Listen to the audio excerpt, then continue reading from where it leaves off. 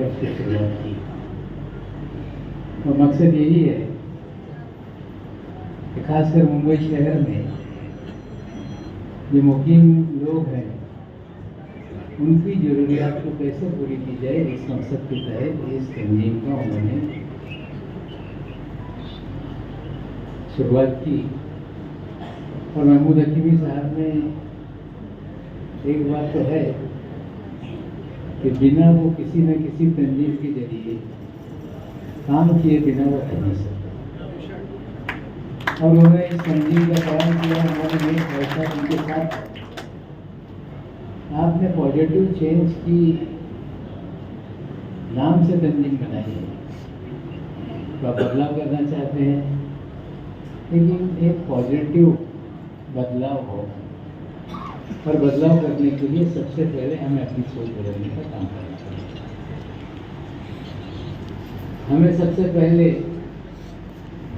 इस मुल्क में जो लोग हमें डराने का काम करते हैं उस डर से बाहर निकालने का काम करना चाहिए। 15 अगस्त 1947 के दिन मुल्क आजाद हुआ, तकसीम हो गया, लेकिन इस मुल्क में रहने वाले मुसलमान, मैं बार बार ये बात कहता रहा हूँ और कई लोगों ने इस बात को रखने की कोशिश की, हम इस मुल्क में बाई फोर्स नहीं है, बाई चॉइस इस मुल्क में है। हमारे पास दो मुल्क थे, ममालिक थे हमारे आबा और अजदाद के पास।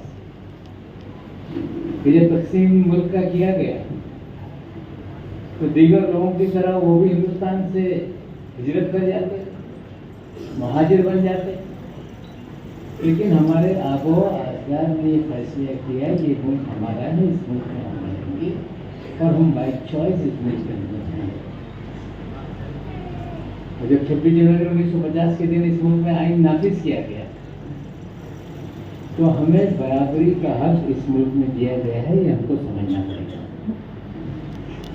हर तरह से हम हिंदुस्तानी शहरी हैं